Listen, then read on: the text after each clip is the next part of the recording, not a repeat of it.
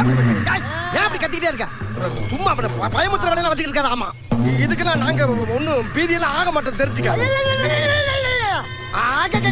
போடி ஆத்தா, நாங்க உன்ன மாதிரி கொள்ள பைய பார்த்தவங்க.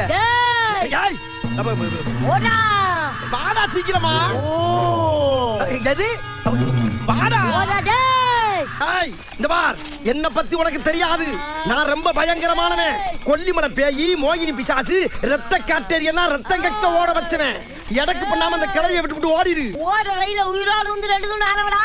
அதுக்கு இந்த மாதிரி நீ விழுவியா? ஓடுற ரயில்ல நான் போய் விழுவா? இது சரிப்பட்டு வராது.